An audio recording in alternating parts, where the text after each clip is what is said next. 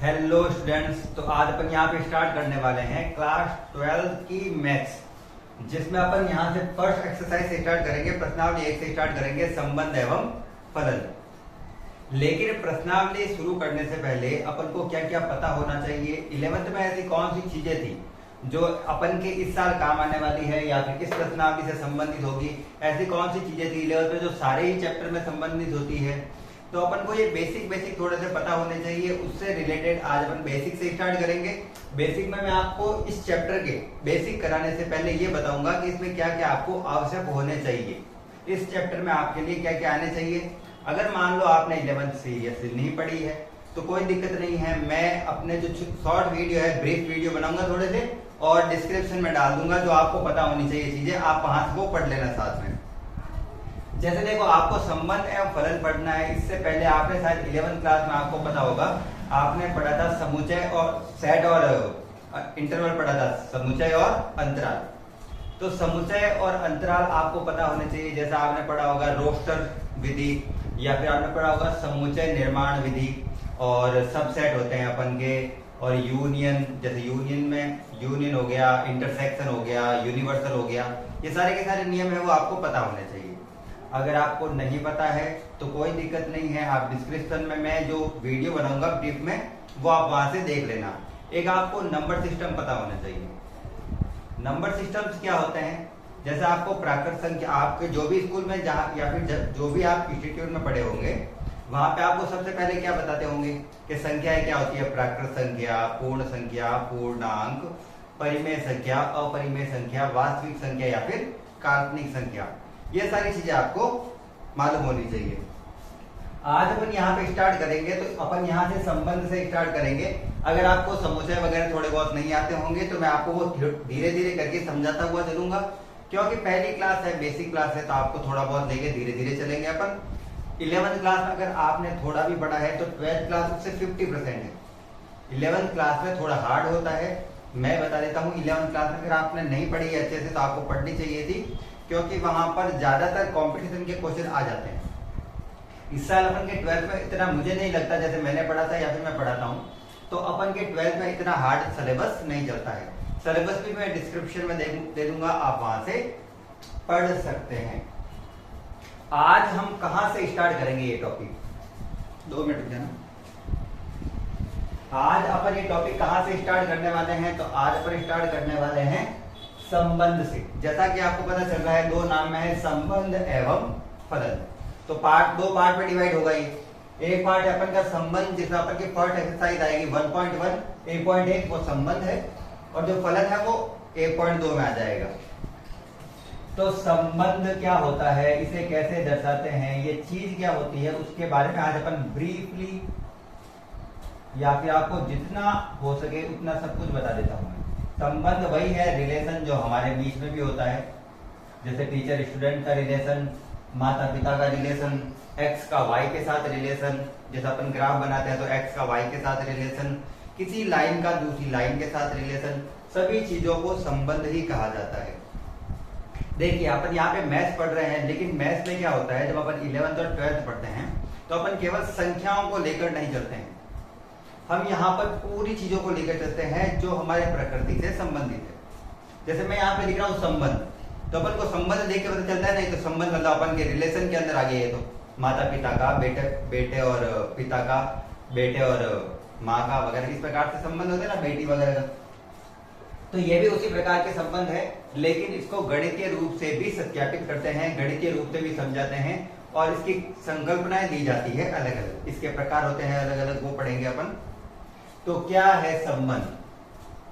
संबंध है बेसिकली, अपन मान लो कोई एक राशि का दूसरी राशि के साथ, एक घटक का दूसरे घटक के साथ अपन किस प्रकार से संबंध बैठा सकते हैं। इसे दर्शाने के लिए अलग अलग प्रकार होते हैं, मैं वो आपको सारे यहाँ पे दर्शाता हूँ। पहला तो ये है, 11th क्लास में था, आपके इतना पता होना चाहिए आपको, ये चीजें यहाँ पे 11th की ही चीजें, ये मैंने यहाँ पर बनाए हैं 2 घटकों का एक समुच्चय है पूरा, जिसमें ये अपन का एक घटक A है और ये घटक अपन के B है। इन दोनों के बीच में रिलेशन है। रिलेशन को एरो से दर्शाया जाता है और रिलेशन को लिखा आर से जाता है, क्योंकि रिलेशन आर, संबंध आर है, ठीक है ना। ए से बी के बीच में कोई संबंध है जिसमें ए में बहुत सारे अवयव हैं, अवयव यानी कोई भी संख्या या फिर कोई भी अंक। उन संख्याओं को मैं लिखूंगा A1, A2, A3, A4 up to on, मतलब चलता जा रहा है, चलता जा रहा है। इसी प्रकार से बी में क्या है, B1, B2, B3, B4, B5 up to on, और ये चलता जा रहा है। तो इस प्रकार से इसमें बहुत सारे अवयव हैं, बी में बहुत सारे अवयव हैं, और वो एक दूसरे के साथ में जुड़े हुए हैं। अब जुड़े हुए किस प्रकार से, तो मैं मान लेता हूं ए का बी के साथ संबंध है,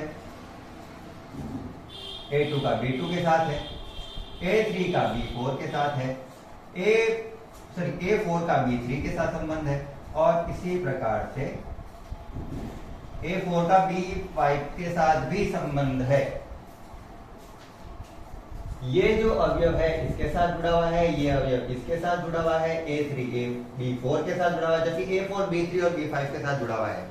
इसमें A के कोई भी घटक B के कितने भी घटक के साथ जुड़े हो सकते हैं, या फिर B के कितने भी घटक A के कितने भी घटक के साथ जुड़े हुए हो सकते हैं। संबंध में कोई बाउंडेशन नहीं होती है।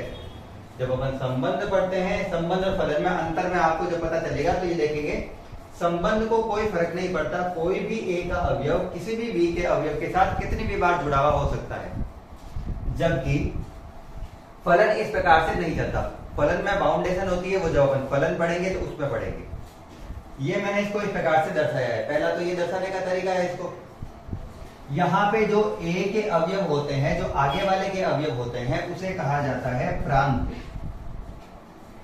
सभी अवयव को, ए के जितने भी अवयव हैं वो सारे के सारे क्या कहलाते हैं, अपन के प्रांत। इसी प्रकार से बी के जितने भी अवयव हैं वो सारे के सारे क्या कहलाएंगे, सहप्रांत।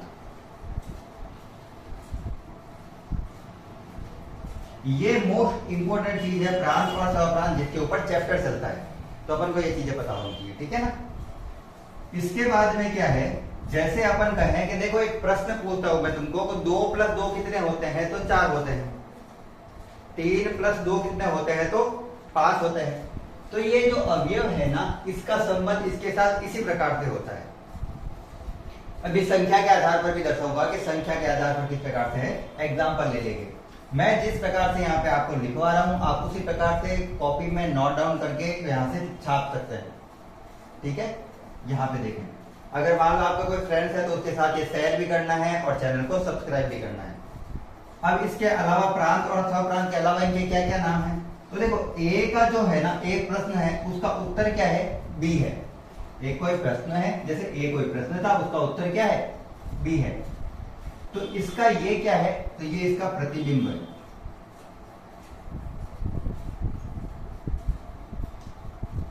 सहप्रांत के अवयवों को क्या कहा जाता है, उनके प्रांत इस ए वाले के प्रतिबिंब है ये।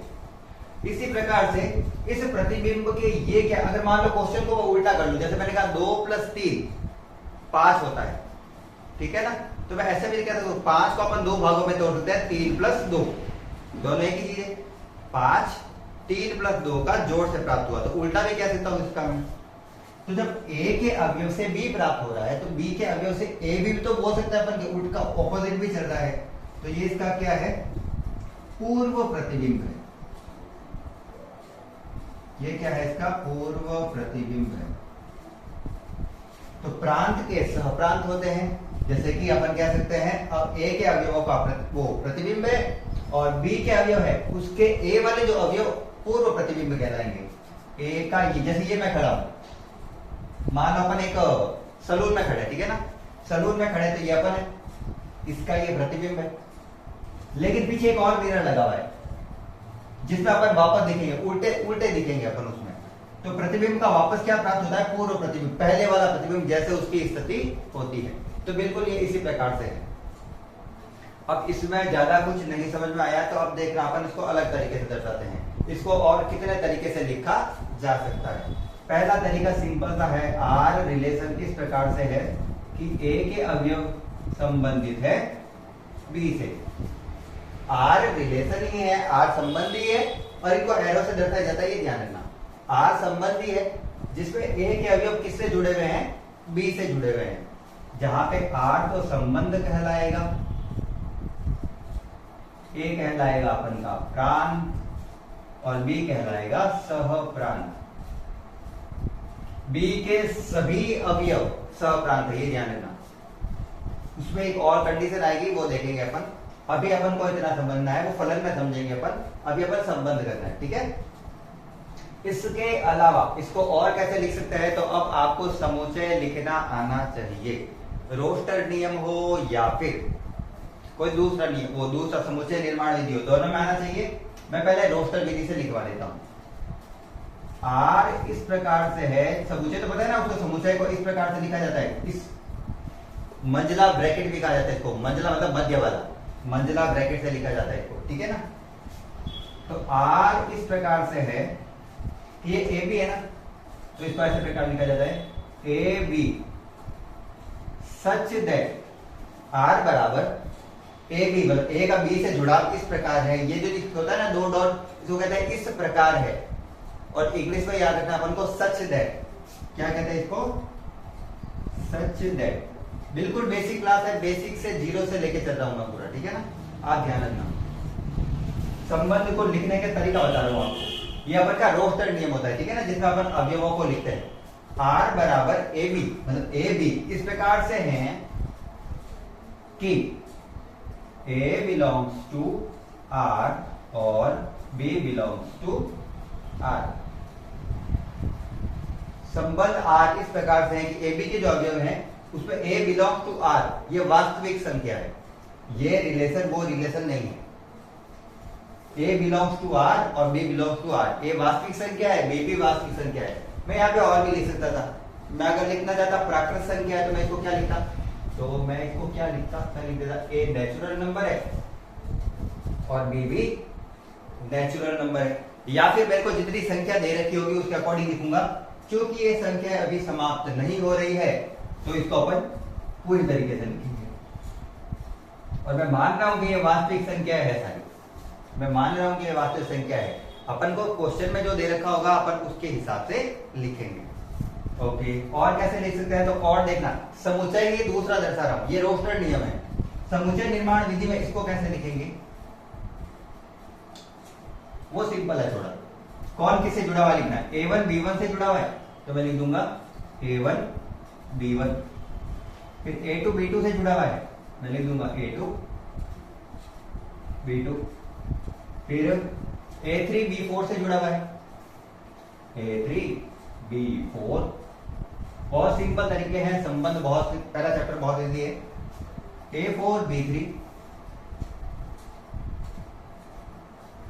और लास्ट अपन का A4 B5, लास्ट अपन का A4 B5। और ये रुक नहीं रहा है, ये चीज चल रही है, ये सब कुछ चल रहा है आगे। अपन को पता नहीं है, अपन को जो देगा उसके अकॉर्डिंग अपन करेंगे। तो ये एक तरीका है, एक ये है 2, ये है 3, ये है 4 और लास्ट तरीका हो।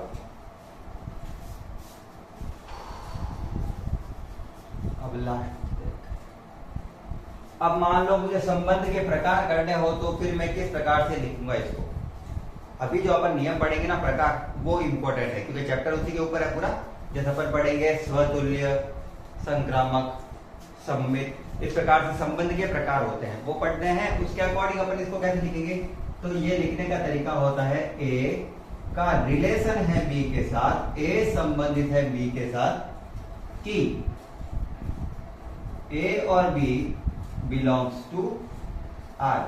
ये वाला आर अपन संबंध कह सकते हैं। ये जो आर है ना, ए बी दोनों किसको डिपेंड कर रहे हैं, संबंध को दर्शा रहे हैं। या फिर मैं इसको और कैसे लिखूंगा, ए बी इस प्रकार से, या A belongs to A, B belongs to B, दोनों तरीके से लिख सकते हैं, ठीक है ना। तो ये लिखने के इतने तरीके हैं, संबंध को लिखने के ये इतने तरीके हैं। ये बिल्कुल जीरो से लेके चलता हूं, आपको केवल इस चीज का पता होनी चाहिए कि अपन लिख कितने तरीके से सकते हैं चीजें। एक मुझे मान लो कोई चीज हो रही होगी, वो समझ में आ रही, सिंपल से ऐसे ब्रैकेट से बन रही होगी तो इससे कर लेंगे, मान लो अपन के इससे करना होगा, ज्यादातर तो इससे ही करना पड़ता है, नियम जो प्रकार होता है वो सारे इससे होते हैं, तो इससे करेंगे।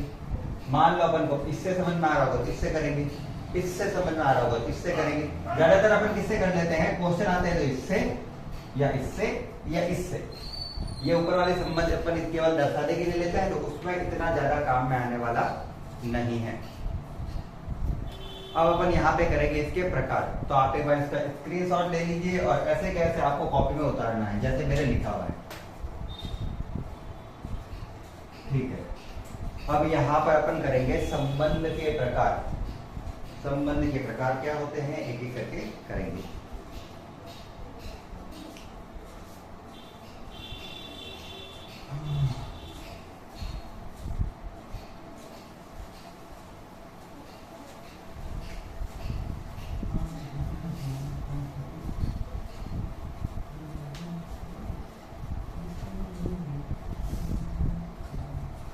संबंध के प्रकार, अब इसको चलेंगे बिल्कुल धीरे धीरे, बिल्कुल प्यार से, सिंपल से। अब ये जो टॉपिक आने वाला है वो कंपटीशन में सबसे अलग तरीके से सबसे हार्ड पड़ता है बच्चों के। 11th 12th में बहुत इजी टॉपिक होता है, तो 12th में आपको इतना दिक्कत लेने की आवश्यकता नहीं है। अगर आपने मेरी क्लास देख रहे हो यहाँ पर, तो आपको कंपटीशन में ज्यादा मेहनत करने की आवश्यकता नहीं पड़ेगी। संबंध के प्रकार, संबंध के प्रकार में सबसे पहला आता है सममित संबंध। क्या होता है सममित, क्या होता है सममित संबंध? देखो सममित संबंध ये है कि अगर जैसे अपन ने अभी अवयव लिखे थे A1 A2 A3 A4 B1 B2 B3 B4, इस प्रकार से अपन ने संबंध लिखे थे, वो इस प्रकार से आए अपन के कि जब A का रिलेशन कराए B के साथ, जैसे कि अभी मैंने सबसे लास्ट वाला तरीका लिखा था, मैंने कहा था क्वेश्चन में वही काम आएगा। A B के साथ इस प्रकार से संबंधित है कि AB बिलोंग्स टू R, और ये R यहां पर किसको दर्शा रहा है, संबंध को ही दर्शा रहा है। कि AB किसको दर्शा रहा है, संबंध, मतलब जो अपन संबंध लिखते हैं, जो अपन समुच्चय लिखते हैं, जो अपन सेट लिखते हैं, उसको इस प्रकार, ये उसके अंदर ये चीज आ रही है। और मैं B रिलेशन A करूं तो BAB R में दिख गया है अपन को, तो उस प्रकार का संबंध कहलाएगा सममित संबंध। नहीं समझ में आया, कोई दिक्कत नहीं है, अपन एग्जाम्पल से समझते हैं, इससे समझ में आता भी नहीं। ऐसी चीजें समझ में नहीं आती है लिखने से, मैथ्स पे लिखने से कोई चीज समझ में नहीं आती, केवल लिखने से समझ में नहीं आती। तो सममित संबंध क्या होता है बेसिकली कि A का B के साथ जो संबंध है, B का भी A के साथ वही संबंध होगा। जैसे मैं कहूं कि राम लक्ष्मण के भाई है, राम जी है वो लक्ष्मण के भाई है, तो क्या लक्ष्मण राम के भाई है? वो भी उनके भाई होंगे, क्योंकि A अगर B का भाई है, राम अगर लक्ष्मण के भाई है, तो लक्ष्मण भी तो राम के भाई होंगे। तो दोनों एक दूसरे के साथ समान संबंध दर्शा रहे या नहीं दर्शा रहे? दोनों का रिलेशन सेम है, दोनों भाई भाई है, ठीक है। तो इस प्रकार से वो संबंध सही आ रहा है। जैसे मैं कहूं राम लक्ष्मण के भाई हैं,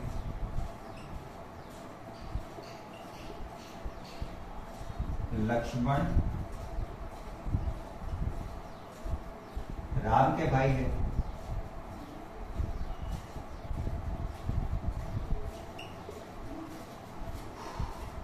क्या ये चीज सही लिखी हुई है? बिल्कुल सही लिखी हुई। मैं कह रहा हूं ए का रिलेशन बी के साथ, ए और ये बी है, ए का रिलेशन बी के साथ इस प्रकार है कि राम, वापस वही लाइन लिखनी पड़ेगी इसलिए लिखूंगा नहीं मैं, तो वैसे सीधा लिखूंगा a B belongs to R. वैसे मैं पूरा नहीं लिख रहा हूं, अपन जब क्वेश्चन करेंगे तो अपन को पूरा लिखना पड़ेगा। ए का बी के साथ रिलेशन इस प्रकार है कि राम लक्ष्मण के भाई है। बी का रिलेशन ए के साथ इस प्रकार है कि लक्ष्मण भी राम के भाई होंगे, अतः यह सममित है। और बी का रिलेशन भी ए के साथ इस प्रकार से आ रहा है कि b a belongs to R. और क्या होता है तो देखो, एक और कथन बताता हूं, सिंपल तरीके से बताता हूं। फिर कौन से नहीं है वो भी बताऊंगा, क्योंकि अपन को लगे सारे संबंध सही होते हैं, नहीं होते हैं वो। ठीक है, जैसे मैं कहूं लाइन 1 लाइन 2 के समांतर है, तो क्या लाइन 2 लाइन 1 के समांतर होगी? बिल्कुल, ये भी बिल्कुल। अगर एक लाइन है L1 और एक लाइन है L2, मैं कह रहा हूं कि L1 जो है वो L2 के साथ साथ चल रही है, समांतर है। तो क्या L2 भी L1 के साथ साथ चल रही है, समांतर है? तो बिल्कुल। अगर A B के समांतर है तो B A के भी समांतर होगा, तो ये संबंध भी सही है। और क्या कह सकते हैं? और क्या कह सकते हैं अपन? एक ये कह सकते हैं अनिल राहुल के पिता है।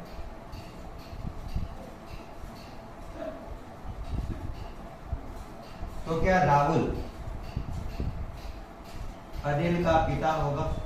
अनिल के पिता है, यह सही हो सकता है? तो यह कथन सत्य नहीं है। मैं कह रहा हूं कि राहुल है, अनिल है, वो राहुल के पिता है, मतलब अनिल पिता है और राहुल क्या है? उनका बेटा है। तो क्या राहुल अनिल का पिता बन सकता है? नहीं बन सकता, कि वो तो उसका क्या है? बेटा है। तो सारे संबंध एक दूसरे के साथ में सही से जुड़े ये जरूरी नहीं है। अगर वो जुड़ रहे हैं, अगर उसका उल्टा कथन कर दिया जाए और दोनों सही दिखे अपन को, तो वो कहलाएगा सममित संबंध। और अगर वो दोनों को उल्टा करने पर अपन को पता चले ये तो संबंध, ये तो अपन को वो क्या कह सकते हैं, हो ही नहीं सकता, ऐसी चीज तो हो ही नहीं सकती, तो वो सममित संबंध में नहीं आता है, जिसको लिखने का तरीका होता है ये। एक आध और बताते हैं आपको, मैथमेटिकली बताते हैं, थोड़ा मैथ से समझाते हैं, थोड़ा मैथ करते हैं एग्जाम में।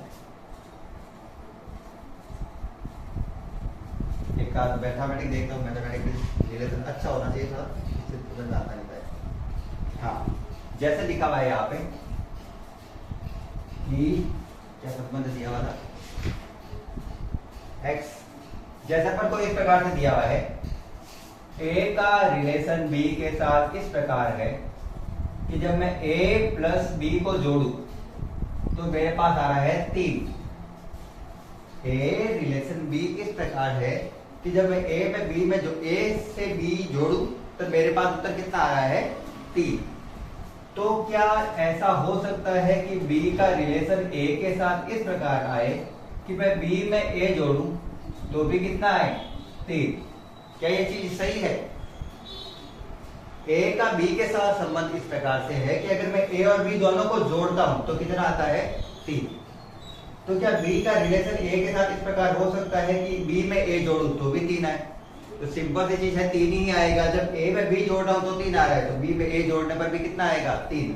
उदाहरण के लिए a मान लेते हैं अपन के पास 1 है और b अपन के पास 2 है, तो अगर मैं 1 में 2 जोड़ता हूं तो भी 3 ही होगा और 2 में 1 जोड़ता हूं तो भी 3 ही होगा। ये अपन के चर वाले संबंध है, ये अपन के सामान्य जो घरों में रिलेशन होता है वो वाले संबंध है, और ये वाले अपन के मैथमेटिकल ग्राफिकल संबंध है। सभी प्रकार के संबंध आते हैं, सभी प्रकार के संबंध इजी होते हैं, सभी प्रकार के संबंध अपन आसानी से कर सकते हैं। तो ये है अपन का सममित संबंध, जिसमें अपन को ये पता चलता है कि अगर एक अवयव b के साथ कोई ना कोई संबंध दर्शा रहा है तो b अवयव a के साथ भी वो संबंध दर्शाने चाहिए।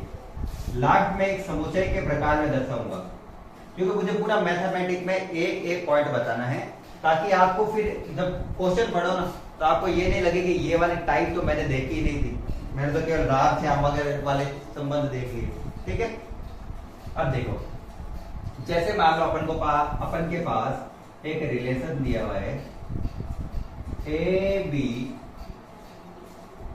सच दैट मतलब इस प्रकार है। आप सच दैट ही लिखना, आप सच दैट ही दिमाग में रखना, बोलना भी यही, क्योंकि आगे जाओगे जब आपको कोई भी ये नहीं बताएगा इस प्रकार है इस प्रकार है, ऐसा कोई बोलेगा नहीं। ठीक है ना, ए बी सच दैट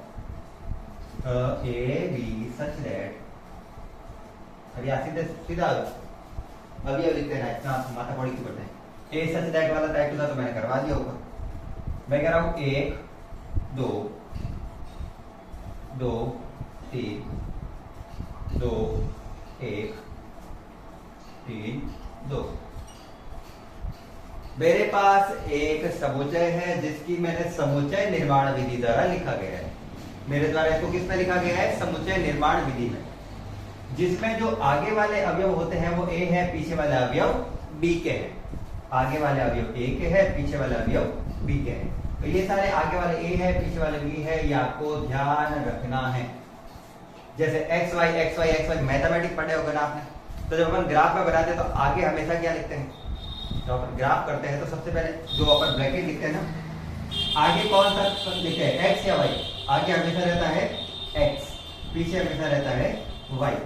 एक्स को रिप्रेजेंट कर रहा है यहाँ पर ए, वाई को यहाँ पे रिप्रेजेंट कर रहा है बी।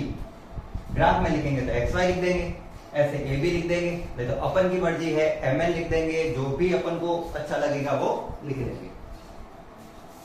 तो ये इस प्रकार से है। और मुझे बोल रहा है, मुझे ये बताओ कि क्या ये सममित संबंध है या नहीं, ये क्वेश्चन है अपन का। और वो बोल रहा है क्या ये सममित संबंध है?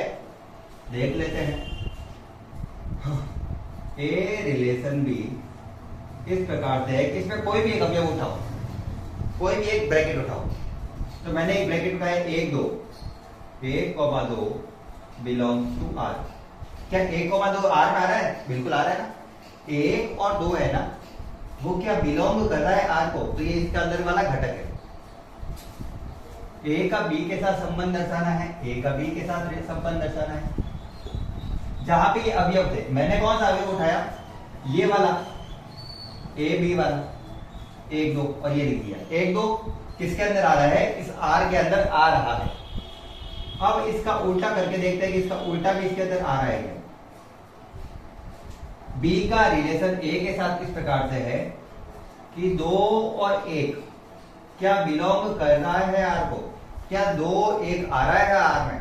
तो देखो यहाँ पे 2 1 2 1 2 1 ये रहा, आ गया 2 1।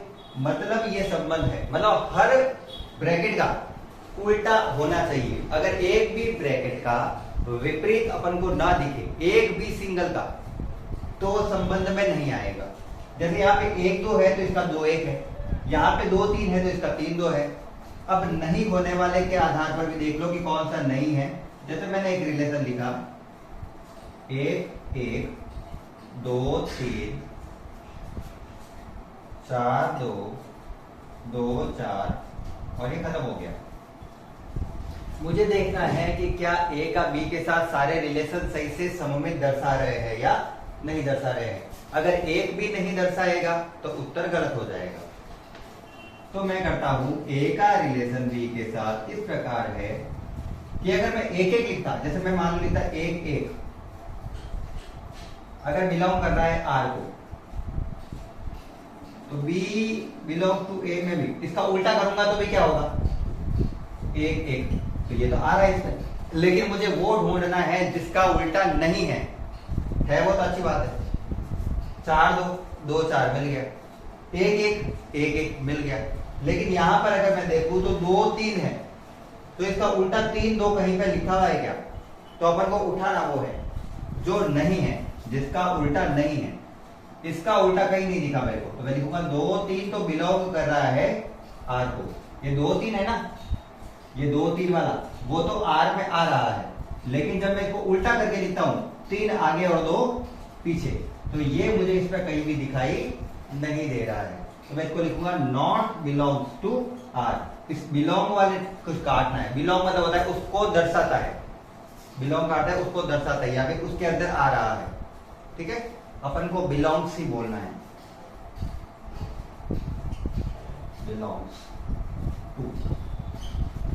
Belongs to are. तो ये है अपन के संबंध का पहला प्रकार, जिसे अपन कहते हैं सममित संबंध।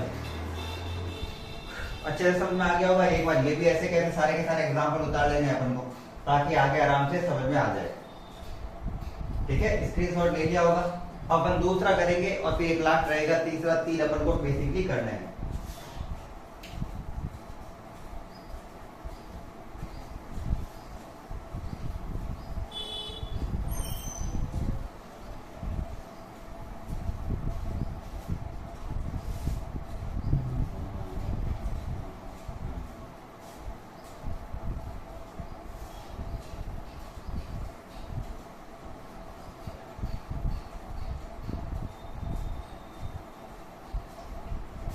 अब अपन का सेकंड वाला क्या रहने वाला है, तो सेकंड वाला थोड़ा ज्यादा इजी है। स्वतुल्य संबंध, नाम में ही है स्व, खुद से तुलना करनी है। स्व मतलब खुद और तुल्य मतलब तुलना करना। खुद से तुलना करनी है कि क्या ए का बी के साथ रिलेशन है वो खुद के साथ भी रिलेशन हो सकता है या नहीं। सिंपल सा है, एक बार चेक करते हैं। पहला आपको सिंपल एग्जाम, पहले इसको लिखते कैसे वो बता रहा हूं। ये लिखने का तरीका है इसका, ठीक है ना। ए रिलेशन बी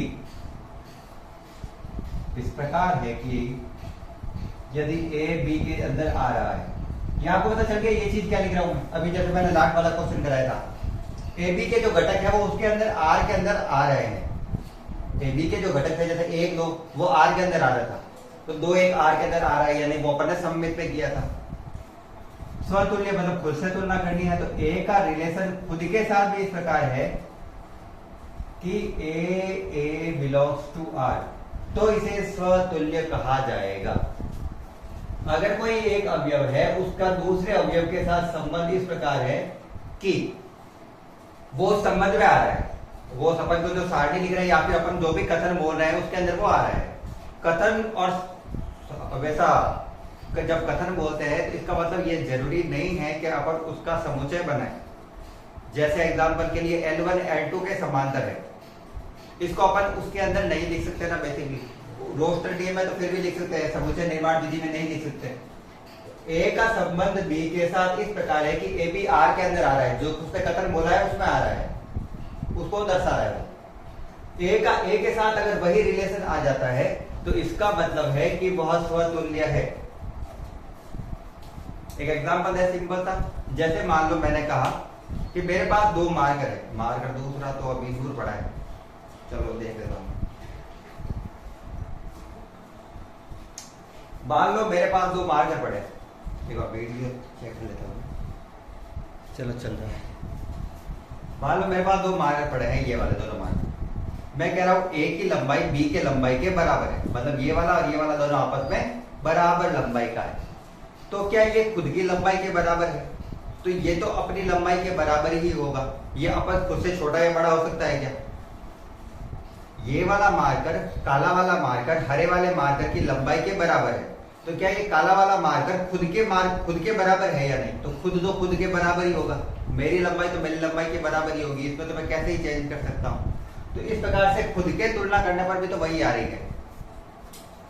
ए की लंबाई है ये, बी की लंबाई है ये। मैंने कहा ए 2 सेंटीमीटर है और बी 2 सेंटीमीटर है, तो क्या ए और बी दोनों समान लंबाई के हैं? तो बिल्कुल समान लंबाई के हैं, दोनों समान लंबाई के दिख रहे हैं।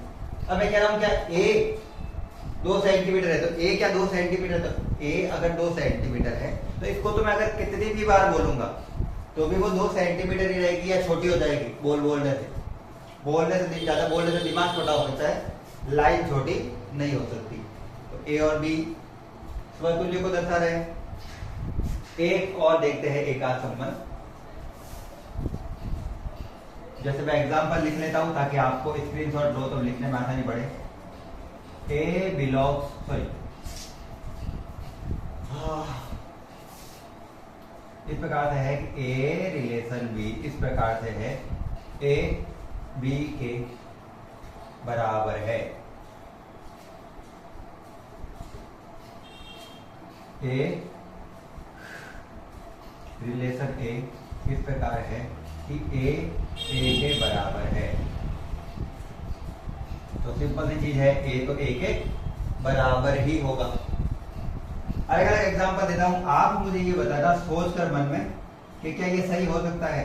ए रिलेशन बी इस प्रकार से है कि ए ग्रेटर देन बी, ठीक है। ए रिलेशन बी इस प्रकार है कि ए बी से बड़ा है। जहां इसको देखो पूरा लिखना चाहिए ना, मैं पूरा इसलिए नहीं लिख रहा हूं क्योंकि वो मैं क्वेश्चन में लिखूंगा। जैसे जहां A belongs to A, B belongs to B, इतना मुझे लगता है लिखने की आवश्यकता अभी नहीं है। ये अपन जब क्वेश्चन करेंगे तो उसके अंदर लिखेंगे। अगर आपको कोई ये कहे कि ये तो सर ने लिखाया ही नहीं, मतलब वो ट्यूशन वो आपके जैसे तुमने देखा ही नहीं, पता इसको कैसे ये कैसे हुआ, तो ध्यान रखना, मैं भी आपको केवल बेसिक बता रहा हूं कि आपको समझ में आया चीजें। दो अवयव है ए और बी, जो दोनों एक दूसरे से संबंधित है। ये इस प्रकार से संबंधित है कि ए हमेशा बी से बड़ा होना चाहिए। जैसे 3 हमेशा 2 से बड़ा होगा, 4 3 से बड़ा होगा, 10 1 से बड़ा होगा। कोई भी एक संख्या है वो दूसरी से बड़ी है। जो बड़ी वाली संख्या है उसको ए मान रहे हैं और छोटी वाली संख्या को बी मान रहे हैं। तो क्या बी ए के साथ संबंधित हो सकता है कि बी बड़ा हो ए के साथ? क्या ये संबंधित है? तो ये संबंधित नहीं होगा, तो ये सममित नहीं है। कैसे? ये देखो, कैसे मतलब देख सकते हो, जैसे, कैसे मतलब जैसे ए रिलेशन बी इस प्रकार से संबंधित है कि 2 बड़ा है 3 से। ए की जगह मैंने संख्या ले ली 2, अरे सॉरी 4 बड़ा है 3 से। ए की जगह मैंने संख्या ले ली 4 और बी की जगह संख्या ले ली 3। तो क्या मैं ऐसे लिख सकता हूं कि, अरे यार ये लिखना था यहां, ए रिलेशन ए इस प्रकार हो सकता है। ए क्या था अपना? ए था 4, 4 से बड़ा हो सकता है क्या? अरे यार उल्टा सब्जेक्ट वाला नहीं कहते, ऊपर तो नहीं लिखा था, चलो ऊपर तो सही लिखा है। ए का बी के साथ रिलेशन इस प्रकार है कि ए बी से बड़ा है। तो ए रिलेशन ए इस प्रकार हो सकता है कि ए से बड़ा हो। तो ए मैं तो मेरे से कैसे बड़ा हो सकता हूं? मैं मान लेता हूं मैं घटक ए हूं और मेरा भाई घटक बी है। मैं मेरे भाई से छोटा हूं, ठीक है? तो क्या मैं खुद से छोटा हो सकता हूं? तो मैं खुद से छोटा कैसे होऊंगा? मैं तो खुद के बराबर ही होऊंगा। तो यहाँ पे ये लिखा हुआ है ए का रिलेशन बी से इस प्रकार है कि ए जो संख्या है वो बी से छोटी है। तो क्या ए का ए के साथ संबंध हो सकता है कि ए से छोटा हो? तो ये संभव नहीं है। जैसे ए का बी के साथ रिलेशन किस प्रकार है कि 4 3 से छोटा है, जो कि सही है। तो क्या ए से मतलब 4 से छोटा हो सकता है? नहीं हो सकता, यह संभव नहीं है। और देखते हैं एक आध एग्जाम्पल अच्छा हो तो कोई। चलो एक अच्छा है, वो उसका क्वेश्चन में भी आ जाएगा। एक्चुअली तो कराऊं या नहीं सोच रहा हूं मैं, चलो करा देते हैं। x का रिलेशन y के साथ कुछ अलग लगा, इसलिए ए बी लिख रहा था, अब एक्स वाई। जैसा कि मैंने कहा था अपन मैथ्स पढ़ रहे हैं, ये चर संख्याएं हैं, इनको अपन चेंज कर सकते हैं एक्स वाई में, एल एम में, एम एन में, पी क्यू में, किसी में भी चेंज कर सकते हैं। मैंने यहाँ पे लिखा है एक्स वाई। एक्स का वाई के साथ संबंध है, आर को चेंज नहीं कर देना, ये रिलेशन आर को दर्शा रहा है, ये सिंबल है। इस प्रकार से है कि x प्लस वाई सम संख्या है। सम संख्या कोई भी हो सकती है, अपन को उससे कोई लेना देना नहीं है। सम संख्या क्या होती है? जिसका भाग 2 से पूरा जाए, वो सारी संख्याएं सम संख्याएं हैं। या फिर जिन संख्याओं के पीछे 0 2 4 6 8 और 0, वही 0 2 4 6 और 8 हो, वो सारी सम संख्या होती है। तो ये कह रहा है कि x पे जब y जोड़ता हूं तो सम संख्या आती है। ये तो फिक्स है, इसमें ये नहीं सोचता कि x y सम संख्या कैसे है, मैं तो कोई अलग ले लूंगा। ये उसने दिया है कि सम ही है, अपनी मर्जी से चेंज नहीं कर सकते। तो क्या x खुद से इस प्रकार x से संबंधित हो सकता है कि x प्लस x बराबर सम संख्या? क्योंकि x और x क्या होता है? 2x। क्या ये सम संख्या है? अरे यार लेकिन क्या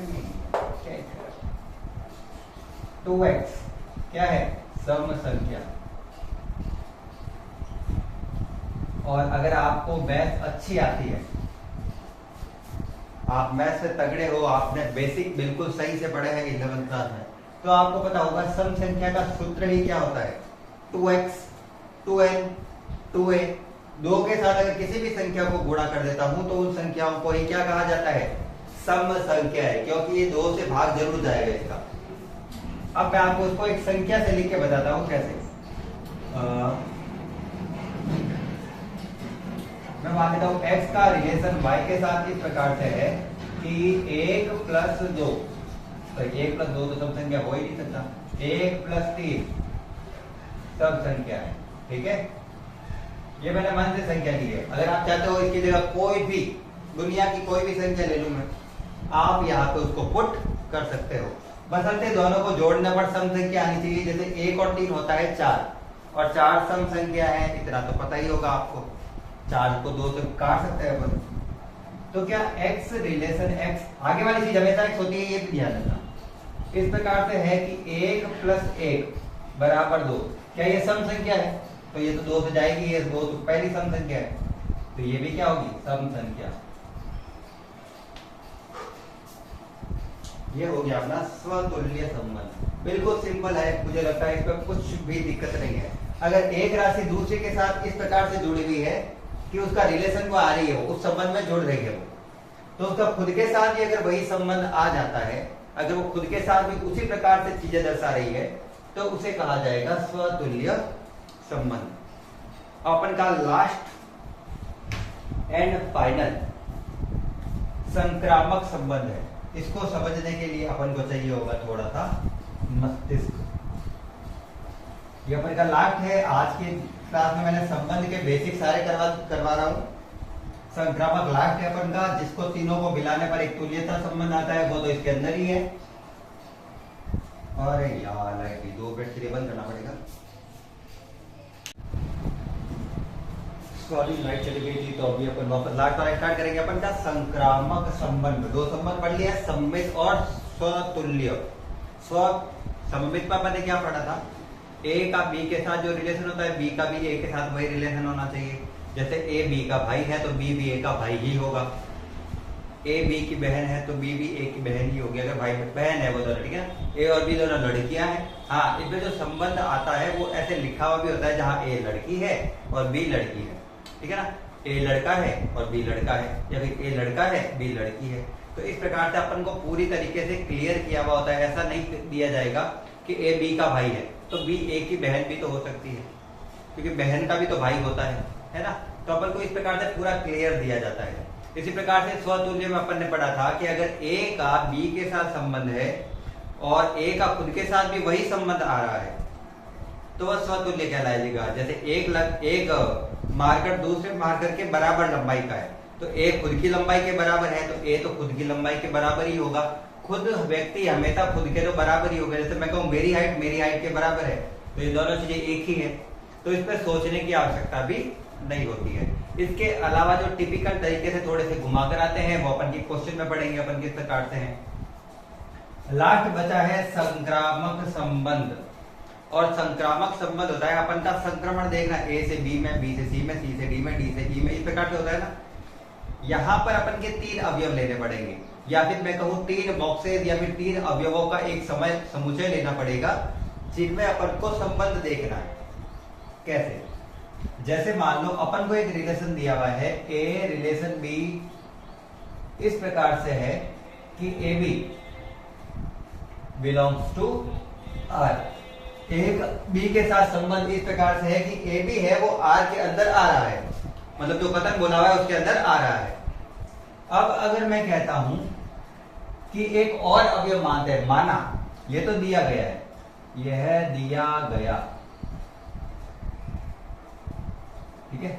अब अपन को बोला है माना कि एक बी अवयव था ना, ये वाला जो अवयव था ना, दूसरा वाला सेकंड नंबर पे, उसका एक और अलग के साथ ये संबंध है कि बी और सी भी आर के अंदर आ रहे हैं। ए का बी के साथ रिलेशन इस प्रकार है, तो ए का रिलेशन बी के साथ इस प्रकार है कि ए बी आर को दर्शा रहा है। बी का आर के साथ बी का सी के साथ इस प्रकार से संबंध है कि बी सी भी आर के अंदर आ रहा है। तो यदि ए संबंध बी के साथ ए संबंध सी के साथ, पहला वाला सी के साथ भी इस प्रकार से संबंध दर्शाए कि ए सी बी बिलोंग करे आर को, तो ये चीज कहलाती है संक्रामक संबंध। मतलब ए का बी के साथ, बी का सी के साथ जो संबंध है वही ए का सी के साथ भी होना चाहिए। नहीं समझ में आया? देखो मान लो क्वेश्चन में दिया हुआ है कि L1 L2 के बराबर है। इसको पूरा सही तरीके से लिखता हूं, अभी आपको होगी ऐसे कैसे लिख दिया इसको, तो ऊपर वाले को तो ए बी से लिख रहे हैं, तो मैं लिखता हूं इसको L1 का रिलेशन L2 के साथ इस प्रकार से है कि L1 L2 के बराबर है, L1 L2 के बराबर है। अब अपन को ये कहा जा रहा है कि मैंने माना, यहां पे मैंने माना कि L2 जो रेखा थी, ये पहली रेखा है, वो दूसरी रेखा के साथ इस प्रकार से संबंधित है कि दोनों रेखाएं बराबर लंबाई की है। अगर ये 2 सेंटीमीटर है तो ये भी 2 सेंटीमीटर, ये 5 सेंटीमीटर है तो ये भी 5 सेंटीमीटर, दोनों बराबर लंबाई की है। अब अपन को ये दिया, अपन ने माना है कि ये जो दूसरी वाली लंबाई थी ना, वो एक और कोई रेखा थी, उसके साथ इस प्रकार से संबंधित है कि L2 भी L3 के बराबर है। L2 वाली जो रेखा थी वो L3 वाली रेखा के बराबर है। जहां पे जो मैं 1 2 3 लिख रहा हूं वो रेखा का नंबर है। पहली रेखा दूसरी रेखा के बराबर है, तीसरी रेखा दूसरी रेखा के बराबर है। तो L1 ये पहली वाली रेखा L3 के साथ क्या इस प्रकार से संबंधित होगी कि L1 L3 के बराबर है। अब इसको देखकर आपको क्या लग रहा है, ये सही दिया हुआ है, ये चीज सही होगी या नहीं होगी? अपन को तीसरे से देखना होता है। पहला तो दिया गया है कि L1 L2 के तो बराबर है ही, अपन ने दूसरा मान लिया कि L2 भी L3 के बराबर है, ये दोनों तो फिक्स है, ये तो दिया हुआ है और ये मैंने मान लिया। तो क्या पहली वाली का तीसरी वाली के साथ संबंध है, वो भी मैं सही कह सकता हूं कि ये सही है? थोड़ा मोबाइल ले लीजिए मेरा, जब तक आप सोचो, ठीक है? तो क्या L1 L3 के बराबर होगी? पहली रेखा दूसरी रेखा के बराबर है। क्या ये बराबर है? तो मैं इसको बराबर कर देता हूं, अगर नहीं है फिर मैं कह रहा हूं L2 L3 के बराबर है। ये इसके बराबर है, ये इसके बराबर है, तो क्या ये इसके बराबर नहीं होगी? होगी, बिल्कुल L1 L3 के भी बराबर होगी। तो ये सही है, इसका मतलब ये संक्रामक को दर्शाता है। अब अपन एक आध और देख लेते हैं, फुल टाइम में अपन के पास कोई दिक्कत है नहीं। अब देखो,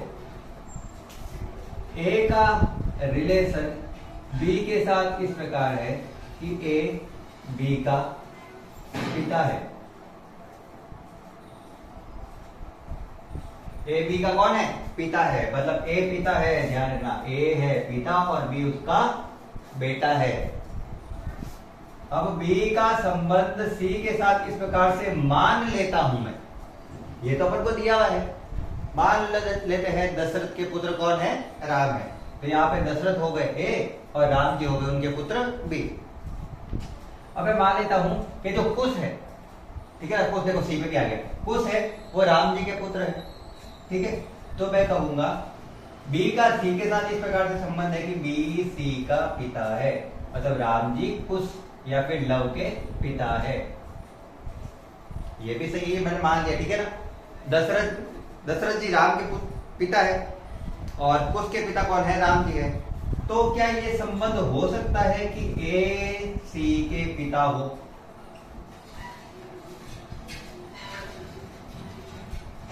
क्या दशरथ जी कुश के पिता हो सकते हैं? इम्पॉसिबल है, राम जी है उनके पिता। A का B के साथ संबंध दिया हुआ था, A B के पिता है और B C के पिता है। तो क्या A C के पिता हो सकते हैं? नहीं हो सकते, वो उनके दादा होंगे। A C के कौन है? दादा है। उसके दादाजी कौन है? दशरथ है, ठीक है ना। तो इस प्रकार से ये संबंध संक्रामक में नहीं आता है, जबकि ये संक्रामक में आता है। ऐसे लिखने के ऐसे मत लिख देना कि ये सारे कैसे लगेगा आपको ये सारे संक्रामक है। जो संक्रामक नहीं है, जो संयुक्त नहीं थे, उनको काटना था, ठीक है ना, वो नहीं है। और देखते हैं X रिलेशन Y इस प्रकार से है, X Y का भाई है।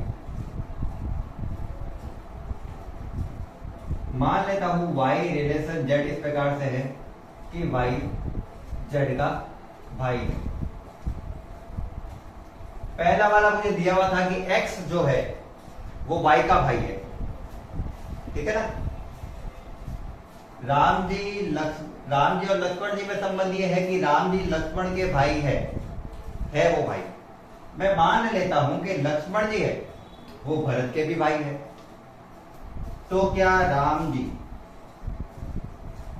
भरत के भाई होंगे क्या? होंगे कि नहीं होंगे? होंगे भाई, बिल्कुल होंगे। लेकिन अपन को यहाँ पे राम वगैरह नहीं लिखा हुआ है ना, राम लक्ष्मण भरत तो नहीं लिखा हुआ है अपन के यहाँ पे। तो अपन क्या करेंगे, अपन को ये साथ में दिया होगा जहां, तो अपन को साथ में कंडीशन देनी पड़ती है जहां x y z तीनों लड़के हैं। आए समझ में? तो ये चीज साथ में देना चाहिए। अब आप कहोगे लड़के हैं ये देना जरूरी क्यों है, तो मैं मान लेता हूं कि x मान लो कोई एक लड़की थी, सॉरी x कोई लड़का था लेकिन y भी लड़का था। x y का भाई है, x भी लड़का है y भी लड़का है, ये भी बॉय है ये भी बॉय है। y z का भाई है, मतलब y भाई है वो तो पता चल गया। लेकिन मैं मान लेता हूं z क्या थी, गर्ल थी। तो y जो है लड़का वो z का भाई है, तो लड़की का भी तो भाई होता है, मेरी बहन का भी तो मैं भाई हूं। तो यहाँ पे ये z है वो लड़की है, तो इसका इसके साथ हमें चाहिए तो उसमें भी आ जाता। चलो ये तो अच्छा है कि तीनों में ही आ जाता, तो x भी z का भाई ही होता, तो तीनों में आ जाता। मान लो अपन को दिया हुआ हो तो भी अच्छा है, तीनों के तीनों क्या है, लड़के हैं। तो इस प्रकार से ये संक्रामक संबंध को दर्शा रहा है। यहां पे अपन ने 3 प्रकार के संबंध पढ़े हैं, सममित संबंध, स्वतुल्य संबंध और संक्रामक संबंध। अब एक यहाँ पे मैं शॉर्ट में लिखा देता हूं क्योंकि उसको इतना लंबा अपन को नहीं खींचना है। एक अलग से होता है तुल्यता संबंध।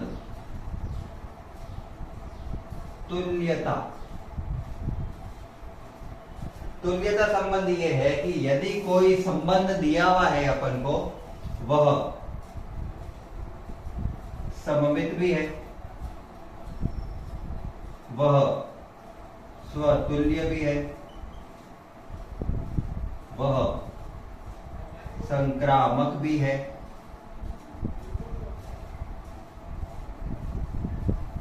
अगर वो तीनों ही है, वह सममित भी है, स्वतुल्य भी है और संक्रामक भी है, तो उसे कहा जाएगा तुल्यता संबंध। इसका एक एग्जांपल कराऊंगा मैं बिल्कुल यहाँ पर, बस आपको समझना है कि तुल्यता संबंध तब होता है जब अपन को ये ऊपर वाले तीनों आते हैं। जैसे अपन को अगर कोई क्वेश्चन में लिखा हो, सिद्ध कीजिए कि यह तुल्यता संबंध है, उसके लिए अपन को 3 क्वेश्चन पूछे हुए हैं, सममित भी सिद्ध करो, स्वतुल्य भी सिद्ध करो और संक्रामक भी सिद्ध करो।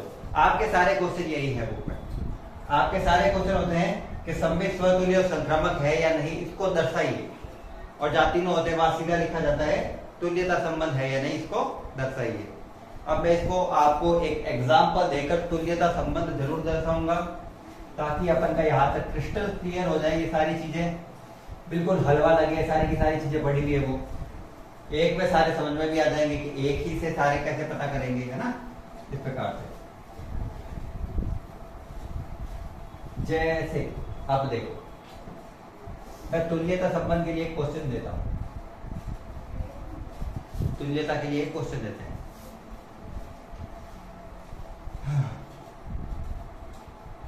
यदि L1, यदि रेखा L1 L2 के बराबर हो तो, या फिर L1 L2 के समांतर, ज्यादा अच्छा रहेगा, थोड़ा अलग दिखेगा वो, समांतर हो तो सममित, स्वतुल्य व संक्रामक संबंध की जांच करो। ऐसे ही क्वेश्चन लिखे आते हैं कि जांच करो, ठीक है, सिंपल सा क्वेश्चन लिखा हुआ है। अब अपन को यहाँ पे सममित, स्वतुल्य और संक्रामक करना है, तीनों को एक एक करके सॉल्व करेंगे। पहले मैं अपना वीडियो जरूर चेक करूंगा, फिर आगे चलेंगे। चलो करते हैं क्वेश्चन का सॉल्यूशन। सबसे पहले आता है अपन का सममित संबंध। हर क्वेश्चन को इसी प्रकार से हल किया जाएगा, अच्छे से देखना कैसे। मुझे L1 L2 दिया हुआ है, लिखा हुआ है, तो मैं ए बी यहाँ पे यूज नहीं करूंगा, मैं L1 और L2 का ही यूज करूंगा।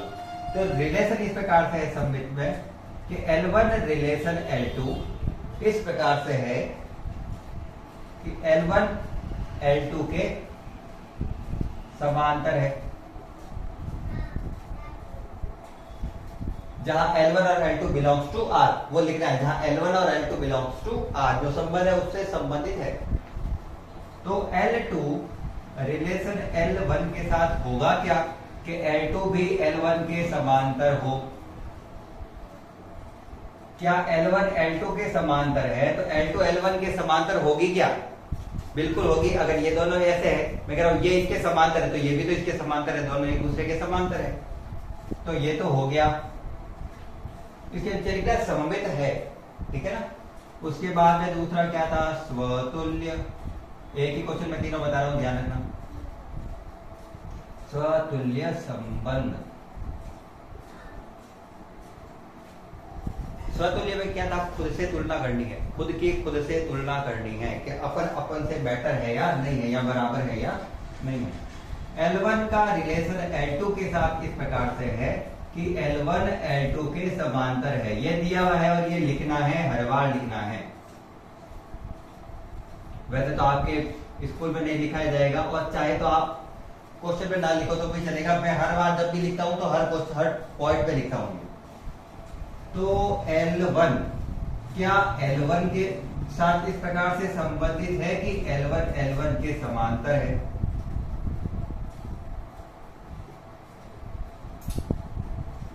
क्या ही क्वेश्चन दिया हुआ है। ये कह रहा है कि L1 जो रेखा है वो L2 के समांतर है। तो क्या L2 L1 के समांतर है? बिल्कुल है, ये हो गया सममित। अब ये कह रहा है यदि L1 L2 के समांतर है तो क्या वो खुद के समांतर है? क्या वो खुद के साथ साथ चल रही है? तो मैं तो कोई रेखा अपने साथ तो चलेगी ही, अपने से तो अलग कैसे होगी वो? तो रेखा खुद के तो समांतर होगी ही, ये अपने साथ ही चलेगी ना। अपने साथ मतलब खुद तो वो खुद ही है, उसके साथ साथ चलेगी वो। मेरी आत्मा मेरे से अलग थोड़ी हो सकती है, वो साथ साथ ही चल रही है। ये आत्मा मान लो, इसके अंदर की अंतर आत्मा है जो इसके साथ साथ चल रही है। अब अपन का लास्ट है संक्रमण।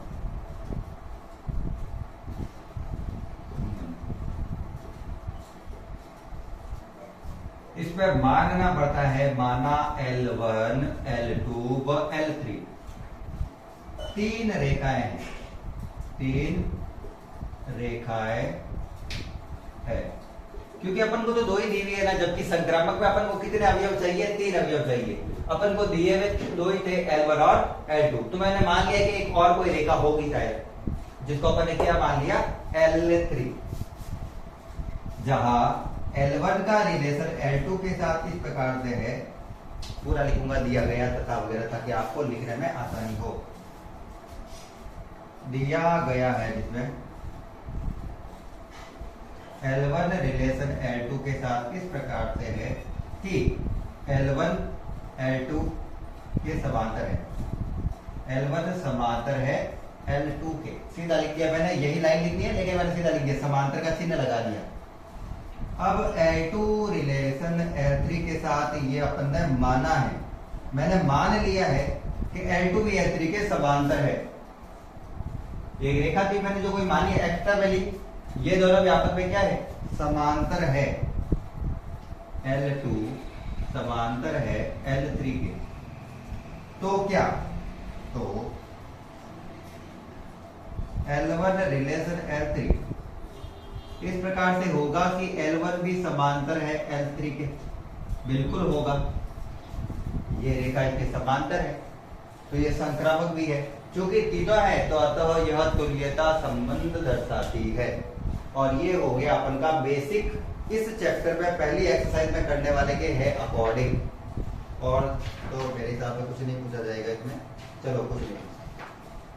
तो ये अपन के पहली प्रश्नावली 1.1 का पूरा बेसिक है। यहाँ से आप स्क्रीनशॉट ले सकते हो, वैसे मैंने वो हटा दिया था लेकिन आप पॉज करके देख सकते हो, बीच में ऑफलाइन क्लास है वैसे भी। तो ये है आपकी पहली एक्सरसाइज 1.1 का पूरा बेसिक। अगर क्लास अच्छी लगी हो तो क्लास को लाइक करना है, चैनल को सब्सक्राइब करना है, साथ ही अपने दोस्तों के साथ शेयर करना है। अगर आप गवर्नमेंट स्कूल से हो या फिर आपके स्कूल या कोचिंग में आपको एक टॉपिक अच्छे से समझ में नहीं आ रहे हैं, कोई दिक्कत की बात नहीं है। आप यहाँ से एक एक टॉपिक है वो अपनी कॉपी में उतारेंगे। अगर आपको लग रहा है कि हमारे टीचर ने बेसिक तो करवा ही दिया है तो हम सीधा क्वेश्चन करते हैं, तो ऐसा नहीं है।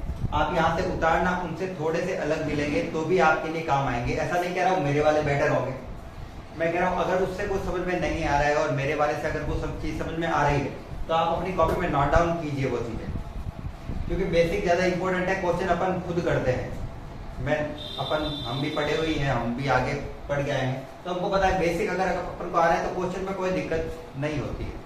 ठीक है, आज की क्लास के लिए इतना ही रखेंगे। अगर क्लास अच्छी लगी हो तो जल्दी से लाइक कर दीजिए। आज की क्लास के लिए इतना ही। जय श्री कृष्ण।